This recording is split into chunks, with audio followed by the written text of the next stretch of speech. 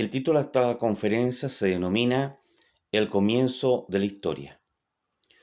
Nos encontramos como los seres humanos, cronológicamente hablando, en el siglo primero del tercer milenio, según el calendario occidental, quedando todavía por vivenciar unos 900 años como humanidad. Es la reciente edad contemporánea de la historia de la persona natural. Si asignamos una data del principio de esta etapa, sería 1776, es decir, hace 2 siglos y medio, contando desde 2026, del presente año. Tiempo muy brevísimo si lo comparamos con otras edades milenarias de la periodicidad histórica. Si ahora contamos la historia de un Estado-nación occidental y su población, desde que son emancipados como soberanos autónomos, también son infantes en el devenir histórico. Verbigracias, Estados Unidos, unos 250 años, desde 1776 a 2026. Perú, unos 205 años, desde 1821 a 2026. Y nuestro país, Chile, unos 208 años, desde 1818 a 2026. Solamente 208 años contados desde su independencia. Y hace unos segundos atrás, en el gran tiempo del Cronos de la historia humana, nace la era digital, que es el nombre que recibe el periodo de la historia de la humanidad que se asocia con la revolución digital, que se diferencia en todo caso de la analógica, por su configuración con base al dígito y no mecánica, como las primeras tecnologías de información y comunicaciones. En este punto se señalará una fecha en forma arbitraria. Sería una actual, el año 2006, lo que conlleva el tiempo muy breve. Estamos hablando de hace 2 décadas atrás solamente, si contamos 2006-2026, algo muy reciente. Ya está en el pasado la web 1.0, que nos introdujo al tiempo en línea, la web 2.0, que trajo consigo la interactividad y las redes sociales, la web 3.0, que nos sumergió en un universo de datos inteligentes y personalizados, y la presente web 4.0 revoluciona nuestra experiencia con avances como la inteligencia artificial, algo muy reciente. El presente año 2026 es el año de consolidación de la IA. Recién estamos comenzando a experimentar con la inteligencia artificial. Un nuevo mundo en la historia de los seres humanos bípedos pensantes. La República de Chile se encuentra inmersa en este tiempo contemporáneo, digital, siendo protagonista en un nuevo espacio de tiempo, como es el continente, océano y aéreo sideral antártico. Mencioné algunas cifras frías. La Antártica representa aproximadamente una 1/10 de la superficie terrestre del planeta. Casi el 90% del hielo de la Tierra y alrededor del 70% de agua dulce. Esto equivale también a área de kilómetros cuadrados, 14.000 millones de kilómetros cuadrados. 280 también kilómetros cuadrados están libres de hielo. 13.720.000 kilómetros cuadrados están cubiertos de hielo. 1.250 kilómetros separan del territorio antártico en Punta Arenas y 990 kilómetros de Chile continental. Desde Punta Arenas, capital de la región de Magallanes, Antártica chilena, muchos vuelos comerciales, turísticos, científicos, militares, civiles, nacen desde esta tierra magallánica hacia el continente antártico. Por lo tanto, el tema de aeronavegación es muy importante, la conexión que hay desde Chile con el continente antártico. Un gran porcentaje, tema aeronáutico, pasa por esta ciudad chilena. Otro dato interesante en el punto de vista antártico. El continente más seco del mundo. Y también debemos mencionar que en 1957 vivían 200 personas. Vamos a ver que esa cifra es muy baja comparado con la realidad actual. La temperatura promedio ronda los 17 grados bajo cero. En todo caso, de haber viento, la sensación térmica fácilmente baja a 30 grados bajo cero. Antártica también posee el 90% de reserva mundial de hielo de agua dulce. Eso es un dato no menor. El agua dulce está concentrada, está en hielo en Antártica. Es un tema que le preocupa mucho al planeta Tierra. El Polo Sur se ubica a unos 3.000 metros y 3.850 kilómetros al sur de Punta Arenas se ubica el Glaciar Unión, donde se emplaza la Estación Antártica Chilena de Glaciar Unión, del mismo nombre. Por lo tanto, vemos ahí que hay una situación especial en el continente antártico. Y aquí, en este continente antártico, se va a superar varios planteamientos teóricos, históricos y geográficos. Primeramente, se supera la visión ptolomaica, y en esto hay que hacer una crítica, va a ser la crítica número 1, en la no existencia real de puntos cardinales y colaterales, sino meramente teóricos o figurados. No existe la realidad, existe la teoría. Esta visión ptolomaica está alcanzando 2 milenios. A pesar de que una parte de su teoría ha sido cuestionada, la que se conoce con la postura geocéntrica del universo. Esto pasó también hace varios siglos atrás, casi medio milenio atrás, se cuestionó ya esta teoría. En cuanto a Claudio Ptolomeo de Alejandría, su nombre ya no se evoca a las naciones de Egipto, Grecia y Roma, ya que su apellido Ptolomeo es mezcla griego-egipcio y un nombre de pila de origen romano. Parece haber tenido gran talento para mejorar el trabajo de otros. Para su geografía se inspiró en Eratóstenes, Hicardo de Nicea y también Estrabón. Es notable por la fuerza que aún tiene la influencia de Ptolomeo en nuestra actualidad. Sin embargo, está superado en muchos aspectos. La estructura y el vocabulario de nuestros mapas y la cartografía del mundo todavía están determinados por él. Fue el primero en popularizar las expresiones de latitud y longitud. Su geografía proporcionaba las latitudes y longitudes de 8.000 lugares y estableció la convención de orientar mapas con el norte hacia arriba, el sur hacia abajo y el este a la derecha, así como el oeste a la izquierda. Y eso se mantiene en los mapas hoy día actual. El ejercicio que planteo en esta conferencia es cambiar estos puntos cardinales. Pensar que el norte está en el sur está en el norte, el este está en el oeste y el oeste está en el este. Por lo tanto, hay una situación de cambio de punto de vista de los puntos cardinales.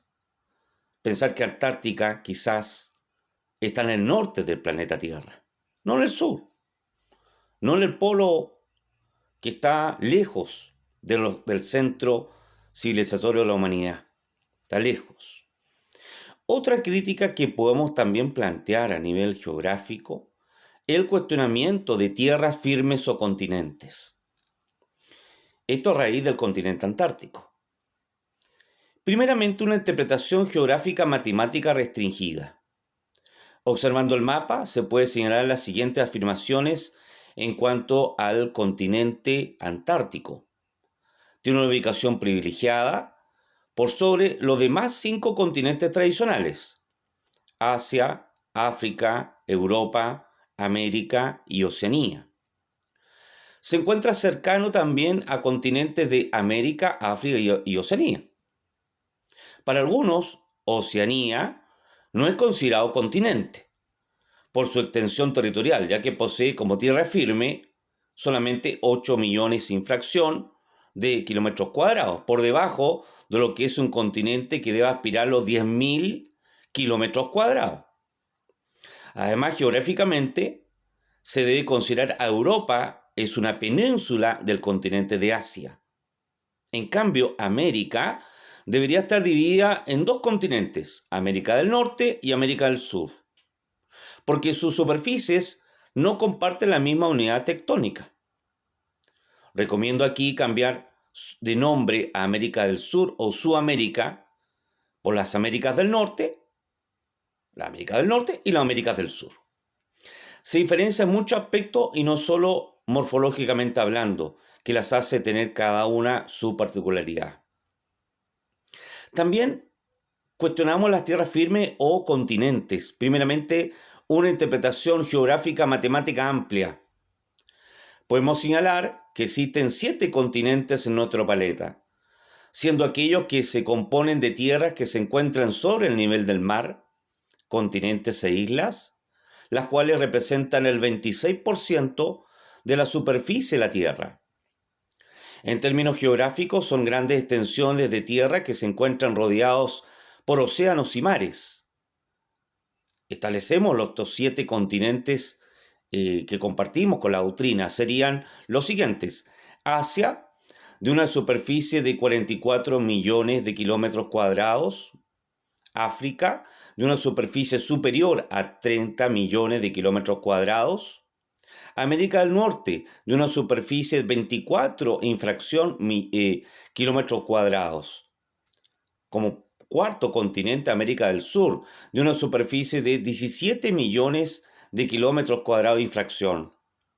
6. Europa, de una superficie de 10.530.751 kilómetros cuadrados. Oceanía, punto 7.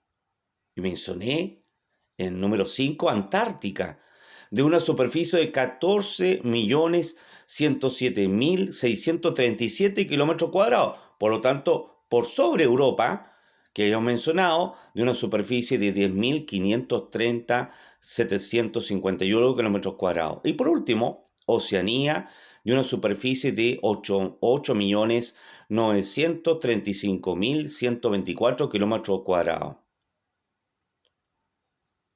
Y es un total de 148 millones de kilómetros cuadrados. Nótese que el continente antártico está en quinto lugar de superficie del planeta, por sobre Europa y por sobre Oceanía, anticipando, el Ártico no es continente, sino es un océano, es un lugar de mar congelado. No existe tierra firme debajo de esas aguas. No es lo mismo entonces el continente antártico. Tercera crítica: no existen polos opuestos. El continente antártico no tiene contrapunto o polo opuesto, ya que no existe un continente antártico como mencionaba. Por lo tanto, no se puede hablar de polo norte o polo sur en sentido geográfico. Incluso la imagen del Ártico como una región absolutamente solitaria, cubierta de hielos, puede estar a punto de quedar en el pasado. El calentamiento climático derrite el casquete polar, abre además la oportunidad de establecer nuevas vías estratégicas de navegación por el Ártico, que podrían acortar estrategias significativas entre el tema de la navegación, estrategias de navegación por el Ártico, que podría acortar significativamente entre 6.000 y 13.000 kilómetros las distancias entre América del Norte, Europa y Asia. Entonces hay un cambio ahí. El tema del paso del noroeste llamado. Nadie navegó por él sino hasta el siglo XX. 7 noruegos, dirigidos por el joven Ron Amundsen, que sabemos que tiene mucha importancia en la conquista del polo antártico, pero primeramente hace historia en el continente, el que llamado continente, pero insisto, ártico, no es continente, este mar congelado del Ártico. 7 noruegos dirigidos por el joven Robin Almundsen, realizado a través de a bordo de un pequeño barco pesquero, encontraban en contraste totalmente con los componentes de buques de guerra británicos. Pero la pequeña embarcación de poco calado resultó ideal para desplazarse por el océano ártico, lleno de pasos estrechos, rocas y blancos de arena. El 16 de junio de 1903, Amundsen y sus hombres iniciaron el largo viaje desde Oslo hasta el Ártico norteamericano por la ruta del este. Más de 2 años después, el 27 de agosto de 1905, la tripulación divisó un ballenero que había llegado al océano Ártico por la ruta del oeste a través del estrecho de Bering. Sobre ese encuentro, Amundsen escribió: por fin se había cruzado el paso del noroeste. Mi sueño de la infancia se hizo realidad en ese preciso instante y se me aguaron los ojos. Con todo, hasta la fecha no ha sido posible iniciar el tráfico regular por esa ruta. Desde los días de Amundsen, varias embarcaciones han surcado las aguas del norte del continente americano, pero sigue siendo un trayecto difícil. No obstante, la situación podría cambiar dentro de poco, debido a que en la actualidad el hielo del Ártico se derrite a un ritmo sorprendente. A principios del siglo XXI, un barco patrullero canadiense logró cruzar el paso del noroeste en aproximadamente un mes. Tras el viaje, el diario The New York Times entrevistó al capitán del barco, el sargento Ken Burton, quien se mostró extrañado de no haber tenido problemas con el hielo. Había algunos icebergs, pero nada que nos inquietara. Vimos algunas francas de témpanos de varios años, todos pequeños y fragmentados, y pudimos rodearlos, explicó. De acuerdo con la revista Ciencia, en los últimos 20 años la extensión del hielo ártico ha disminuido en un 5% su grosor, que se ha reducido. Y los modelos climáticos generados por computadora apuntan a una reducción constante del hielo como consecuencia de la elevación de las temperaturas del planeta. Por lo tanto, vemos ahí un cambio en el Ártico. Se está descongelando, el paso noroeste está siendo más expedito y esto también va a traer más tráfico entre América del Norte, Asia y Europa. En contraste con la Antártica, que mencionamos que es un continente rodeado de un océano que se llama el Océano Austral. En un punto también de diferencia entre la Antártica, actualmente está protegida por el Tratado Antártico, que congela las reclamaciones de soberanía y vela por el continente sea usado solo para fines pacíficos de investigación científica. En el Ártico no hay un tratado que rija las pretensiones de diferentes naciones. Existen disputas de soberanía entre los dominados estados árticos: Rusia, Estados Unidos, Canadá, Dinamarca y Noruega, cuyas costas son bañadas por las aguas del Ártico. Rusia tiene disputa con Noruega por el mar de Barents. Dinamarca se disputa la isla Hans con Canadá. Y Rusia no quiere ratificar el Tratado del Mar de Bering que se inició con la Unión Soviética y los Estados Unidos en 1990, alegando que el pacto le había quitado 50.000 kilómetros cuadrados a Rusia. Vemos entonces que el Ártico tiene una situación especial. Resumiendo, el continente entonces antártico es tierra sólida, firme, congelada, pero es un continente. El Ártico es mar congelado, océano, que cada vez se está descongelando más, donde está el paso noroeste y va a ser una ruta navegable para estos países. Vemos que también se cuestiona el tema de la clásica orientación que podemos establecer con los puntos cardinales y las latitudes, que podemos ver el mundo de una manera distinta. Quizás en el norte es el sur y el sur es el norte. Y Chile participa en el continente antártico. Chile, por ello, es tricontinental. América, Oceanía y, por supuesto, Antártica. Vemos entonces el comienzo de algo. No solamente en la historia, lo que está época que estamos comenzando en este siglo I al tercer milenio, sino del lugar, el espacio. Pero también Chile es trioceánico, Pacífico, Atlántico y Austral. Y también es triaeroespacial. Presente Chile también en la astronomía, la aeronáutica y dando pasos también firmes en la astronáutica. Y esto tiene relevancia no solamente desde el desierto en el norte, donde se está floreciendo mucho observatorio en astronomía, sino también en el sur y en Antártica. En cuanto al sólido continente antártico, es de exploración próxima también. No hay mucho estudio sobre esto desde el comienzo, ya que llegaron y conquistaron los humanos el Polo Sur hace un siglo, solamente un siglo. Comparado con la historia de la humanidad no es nada. Esto fue en 1911 y el siglo se cumplió en 2011. El país de Chile es parte de él. Primero, en teoría legal, en 1940, hace unos 86 años. En su práctica ocupacional antártica chilena desde 1947, unos 79 años. Y en su teoría legal internacional, en 1959, unos 67 años, cuando se formó el Tratado Antártico. Todo menos de 100 años. Esto está recién comenzando. En 2026, casi 60 naciones son parte firmante del Tratado Antártico.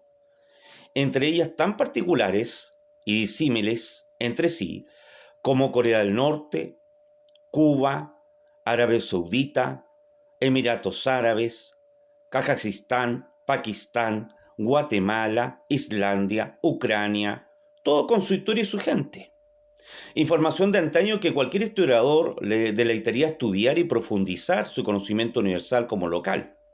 Y sus enlaces con esta tierra fría polar, dado las lejanías con su ubicación geográfica y la de su diferente construcción cultural, con un ecosistema muy distinto a su territorio niveo. Qué distinto es el territorio de los países árabes con el territorio antártico. Qué distinto la cultura. Qué distinto con países asiáticos con el territorio antártico, que está muy cerca de países hispanohablantes como Chile o Argentina. Debemos tener presente que el territorio insular y su historia, y la historia de cada una de ellas, es inmensa, también al comienzo. Es la historia insular de Chile, ya que comprende el conjunto de islas, islotes, cayos y archipiélagos que forman la soberanía del Estado Nacional o patrimonio de toda la humanidad. Verbigracia es la región de Magallanes y de la Antártica chilena existen más de 30.000 islas, representadas y esparcidas en los archipiélagos de Tierra del Fuego, Madre de Dios, Hanover, Hermit y Wollaston. Y muchas más islas en los archipiélagos antárticos, como Palmen, las Shetlands del Sur, las Orcadas del Sur, Antartillas, Sandwich del Sur, Georgias del Sur, Ross y Aurora. Hacen un total de más de 100.000 islas con sus habitantes y su historia especial única que tienen cada una de estas islas. El ser humano ha marcado huella en el espacio también sideral. Sus actos preparatorios fueron en sus estudios astronómicos, y en el que la República de Chile es líder mundial por sus magníficos cielos y espectaculares observatorios astronómicos, el alma de las estrellas. Desde los desiertos cálidos del norte hasta los desiertos fríos del sur, lo que incluye Antártica.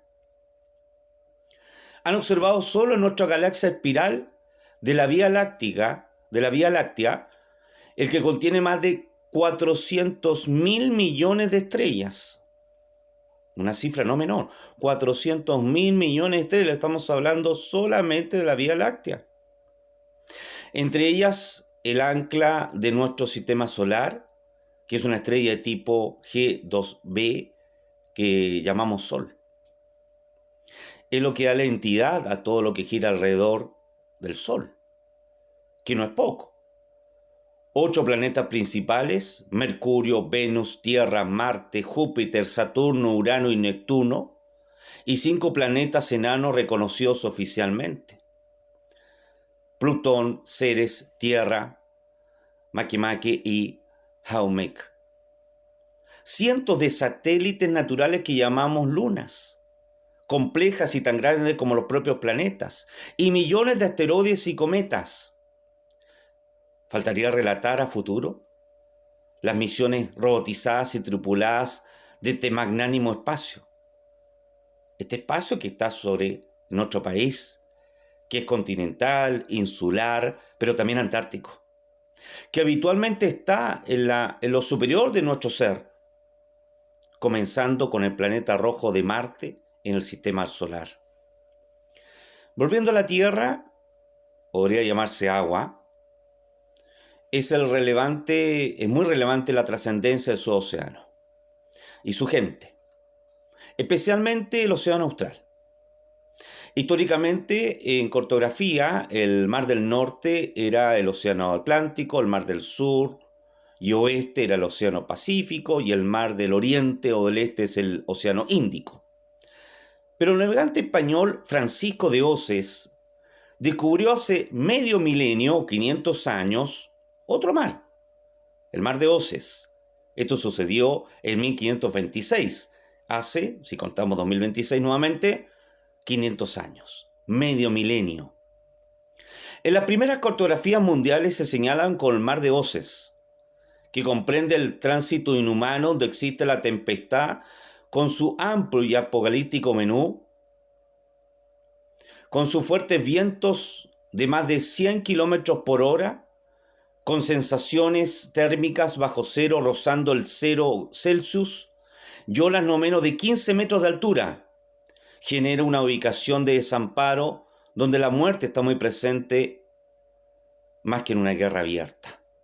Estamos hablando del Mar de Oces, o los ingleses lo llaman el Paso Drake o Sir Francis Drake.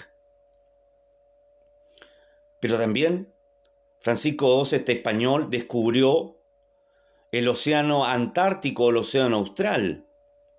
Océano Austral, llamado mundialmente desde el 2021, reciente es este océano Austral, que tiene mucha importancia.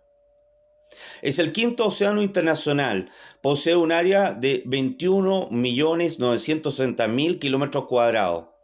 Incluye los mares de Bellingshausen, que es de Rusia, descubierto en 1820, de Weddell, de 1821, descubierto por el Reino Unido, de Urville, 1837, de Francia, de Ross, Reino Unido nuevamente, 1841, de Amundsen en 1911 en Noruega, de Davis de 1912 en Australia, y el mar de Weselaga en 1947 por parte de Chile.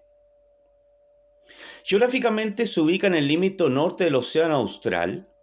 Su límite se encuentra en la llamada convergencia antártica o frente polar, lo cual forma un anillo irregular alrededor de la Antártica entre los 50 y 62 grados sur, variando su posición según las estaciones del año.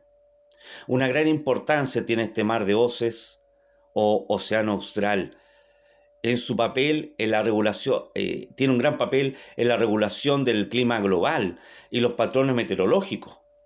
El océano austral es un sumidero natural al absorber una cantidad de óxido de carbono atmosférico del origen humano. Y aquí hay que estudiarlo, investigarlo, este océano austral que es importante para el devenir de la historia. Es por ello que reivindicamos el paso entre Sudamérica y Antártica, más adecuadamente nombre como Paso de Oces, y descubrió del actual Océano Austral o Mar de Oces, que era su antigua toponimia mundial. Creemos en justicia, le corresponde conservando de este modo además el legado hispano al ser herederos de la pretensión antártica chilena hispanohablante. Oces, el español, lo hizo en 1526, 50 años antes de Sir Francis Drake y casi 100 años antes, unos 90 años, que los holandeses que descubrieron el Cabo de Horno. Por lo tanto, tiene mérito este español, este Mar de Drake, que debería llamarse Mar de Oces, de Francisco de Oces, este español que cubrió hace 500 años, medio milenio. El océano austral es un sumergidor natural al absorber una cantidad de óxido de carbono atmosférico de origen humano. El océano Antártico también desempeña un papel esencial en la regulación de salud de otros sistemas oceánicos, ya que sus aguas frías impulsan la circulación global, afecta al océano Pacífico, Atlántico, Índico. Esta circulación oceánica profunda ayuda a distribuir el calor y los nutrientes por todo el planeta, incluyendo en ecosistemas a miles de kilómetros de distancia. Es por ello que vuelvo a reivindicar que este paso, en vez de Drake, debería llamarse Paso de Oces. El mar, en vez de llamarse Austral, debería ser llamado también el Paso de Oces. Y esto es una pretensión también, porque justificamos la reivindicación española, porque de alguna manera también nos da sustento a los hispanohablantes como es Chile. Chile además tiene una población general, según el censo 2024, de 18.480.432 personas. Y la región de Magallanes y la Antártica chilena posee una población, según este mismo instrumento estadístico de sus habitantes, estamos hablando del censo del 2024, de 166.537.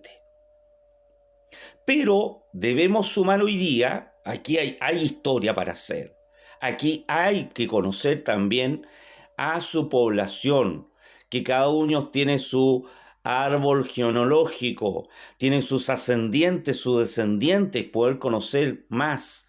Estamos comenzando recién a conocer en este tercer milenio, en este siglo primero. Debemos sumar la población de 70 estaciones antárticas. Ya llegamos a 70 estaciones antárticas, que en el verano del hemisferio sur oscilan entre 10.000 personas a más de 125.000 residentes definitivos y temporales, que están en permanente, o temporales, que son muchos de ellos turistas, que están en un momento dado, pero 125.000, y esto va a un aumento.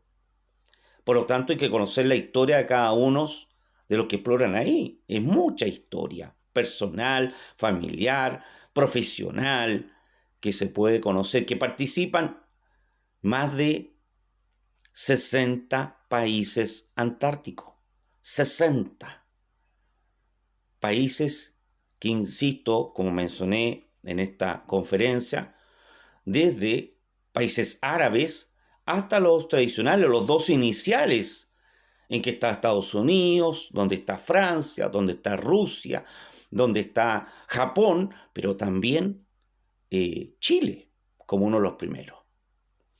Por lo tanto, hay que conocer el inicio, el comienzo en este continente y océano austral, este continente que tiene mucha importancia no solamente para la actualidad, para la historia, poder conocer, sino también para el futuro, que el presente futuro.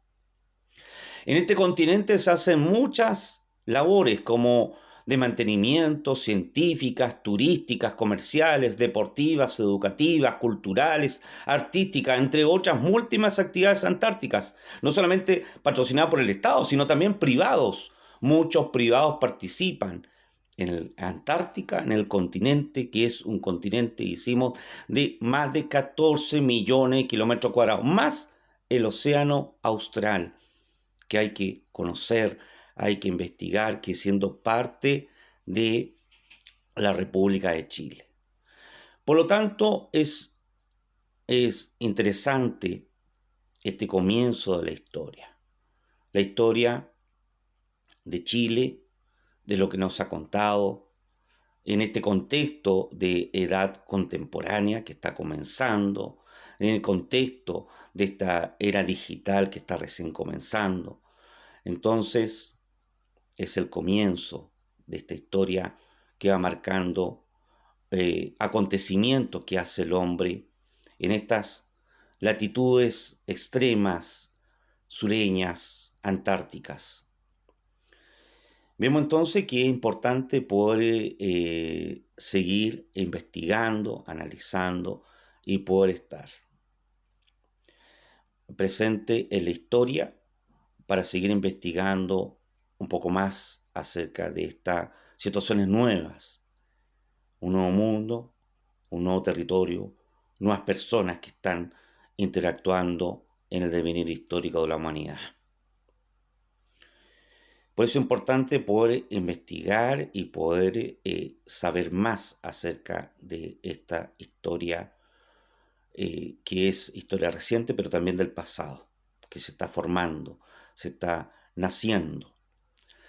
Como ciudadano de la República de Chile, para mí es un gran privilegio, honor y responsabilidad ser miembro activo como historiador de la historia, de la histórica Sociedad Chilena de Historia y Geografía. Desde mi natal tierra magallánica fueguina antártica. Por eso quiero comenzar el comienzo. He hablado mucho del como el comienzo, del inicio, de este devenir, insisto. Estamos comenzando recién el siglo primero de este tercer milenio. Faltan muchos siglos todavía por investigar, por analizar, por documentar, por archivar, por evidenciar, por fotografiar, por también el tema audiovisual, pero en la historia es importante saber cómo llegamos a este lugar, a este tiempo. Recién comenzamos también la edad contemporánea que para mi gusto nos lleva más de 3 siglos. Siglo XVIII comenzó, siglo XIX, siglo XX y está comenzando el siglo XXI. Por lo tanto, hay mucho por aprender, enseñar y participar. Y para mí, vuelvo a decirlo, quiero participar, ser protagonista, y qué mejor en una entidad histórica chilena, nacional, que difunde y aporta la historia y geografía en nuestro país y a nivel mundial. Así que me es muy grato y agradezco a la Junta Administrativa de esta sociedad, a sus integrantes, a sus socios, ser parte de uno de ustedes, para ser parte de la historia y poder seguir contribuyendo. Estoy en esta parte del mundo lejana, por eso también este formato estoy haciendo, pero sin duda quiero seguir difundiendo esta información a través también de toda la era digital que viene, todos los soportes que podemos tener para poder difundir la historia de regiones extremas, hoy día extremas, a futuro quizá van a ser regiones cercanas, donde hay muchos aspectos que poder contar, relatar y poder hacer historia. Así que nuevamente agradezco, es un honor y espero que esta conferencia motive a muchas personas más a poder aprender y enseñar y investigar más la historia de nuestro país, de nuestra geografía americana, geografía antártica es importante hoy día como continente y se dé un espacio importante a esta investigación que vuelvo a hacer,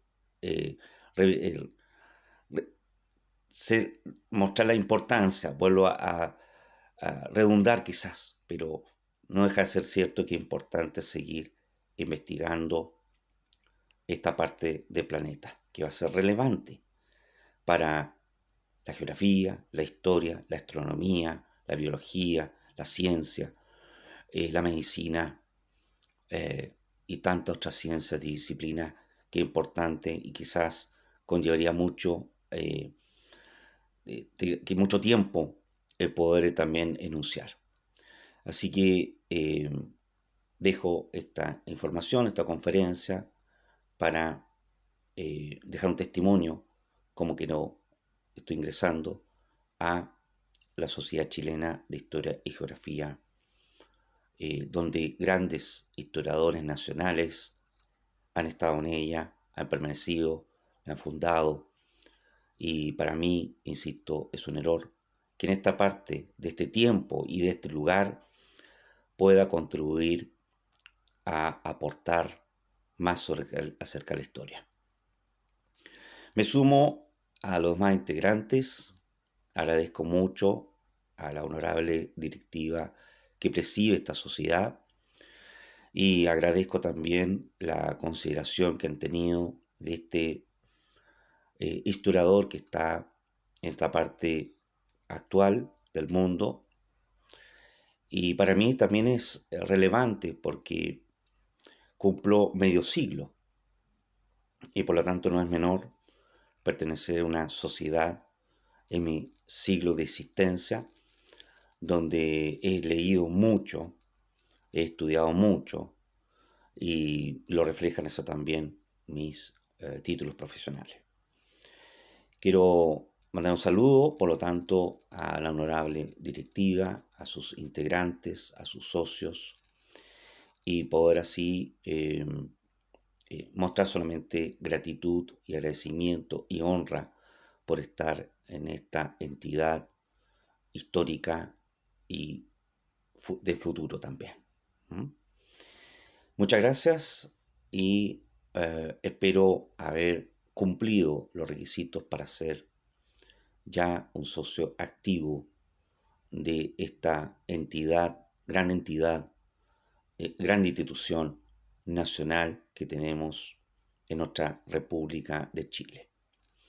Un saludo desde Magallanes Antártico, desde donde hay poca población, pero nos esforzamos también para poder aportar hacia nuestro país y poder tener una conexión también con todos ustedes. Así que agradecido también por esta oportunidad que me están dando y espero cumplirla a cabalidad en este comienzo. Recién estoy comenzando, estoy iniciándome.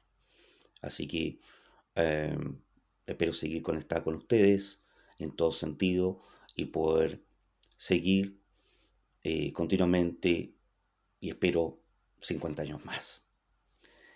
Un abrazo desde el sur de Chile, desde Magallanes, desde la Tierra Foguina. En este momento estoy físicamente en la isla Grande Tierra del Fuego y desde cercanías de la Antártica.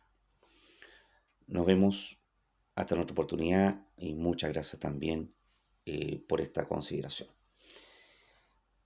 Un saludo grande, vuelvo a decir, a todos los miembros de la Sociedad Chilena de Historia y Geografía y por medio de su directiva también actual. Desde Magallanes, Tierra del Fuego y Antártica.